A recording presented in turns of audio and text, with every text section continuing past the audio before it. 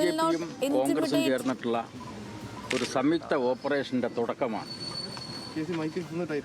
കാരണം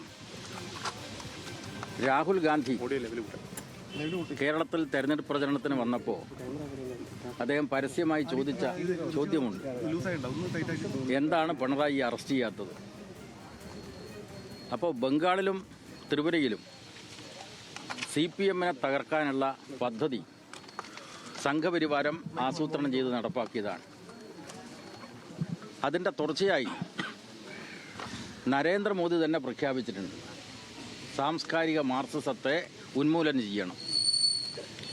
അപ്പോൾ തെരഞ്ഞെടുപ്പ് പരാജയത്തെ തുടർന്ന് CPM-നെയും ഇടതുപക്ഷത്തെയും തകർക്കാനുള്ള കൃത്യമായിട്ടുള്ള ആസൂത്രണമാണ് നടന്നിട്ടുള്ളത്.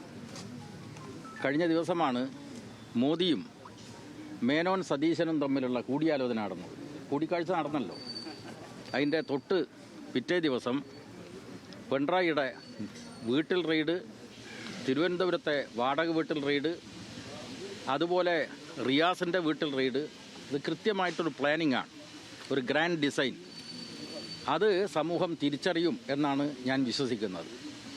ഇവിടെ എക്സാലോജിക് കേസുമായി ബന്ധപ്പെട്ടുകൊണ്ട് ഡൽഹി ഹൈക്കോടതിയിൽ ഒരു കേസ് നിൽക്കുന്നുണ്ട്. ആ കേസിൽ വിധി പറയുന്നതിന് മുമ്പേ ആ പരിഗണനയിൽ വന്ന ജഡ്ജിയെ മാറ്റി ഇപ്പോൾ പുതിയ ബെഞ്ചിൻ്റെ പരിഗണനയിലാണ്. ആ വിധി പറയുന്നതിന് മുമ്പേ കേരള ഹൈക്കോടതിയിൽ നിന്ന് അന്വേഷണത്തിന് അനുമതി വാങ്ങിച്ചുകൊണ്ടാണ് ഇപ്പോഴത്തെ അന്വേഷണ നടപടികൾ. ഈ ED എന്ന് പറയുന്നത് യഥാർത്ഥത്തിൽ സംഘപരിവാറിൻ്റെ ഒരു എക്സ്ട്രാ ഡിപ്പാർട്ട്മെൻ്റായിട്ടാണ് രാജ്യത്ത് പ്രവർത്തിച്ചുകൊണ്ടിരിക്കുന്നത്. അതിൻ്റെ ഇരകളാണ് രാജ്യത്തിലെ കോൺഗ്രസ് നേതാക്കന്മാർ. സംഘപരിവാറിനെ എതിർക്കുന്ന എല്ലാ രാഷ്ട്രീയ പ്രസ്ഥാനങ്ങളുടെയും നേതാക്കന്മാരെ ഇതേപോലെ കള്ളക്കേസിൽ പ്രതിയേർക്കാൻ വേണ്ടി നടത്തിയിട്ടുള്ള ഹീനമായിട്ടുള്ള ശ്രമങ്ങൾ എല്ലാം മനസ്സിലാക്കിയിട്ടുള്ളതാണ്.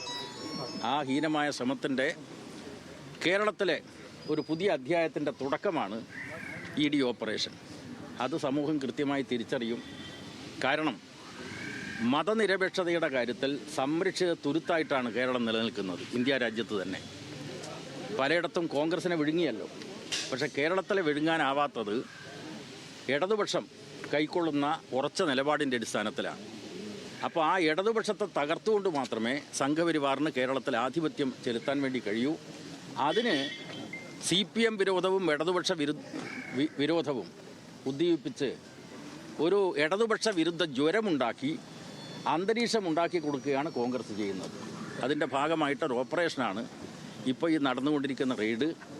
അതിനെ നിയമപരമായിട്ടും രാഷ്ട്രീയമായിട്ടും CPIM എതിർത്ത് തോൽപ്പിക്കുക തന്നെ ചെയ്യും. ഒന്ന്, ഇതുകൊണ്ട് പാർട്ടിയുടെ നേതൃത്വത്തെ, പിണറായി എന്ന് പറയുന്ന പാർട്ടിയുടെ പോളിറ്റ് ബ്യൂറോ മെമ്പറെ അതിൻ്റെ ഭാഗമായി തകർക്കാം എന്നുള്ളത് സംഘപരിവാറിൻ്റെ വെറും വ്യാമോഹം മാത്രമാണെന്ന് കാലം തെളിയിക്കുക തന്നെ ചെയ്യും.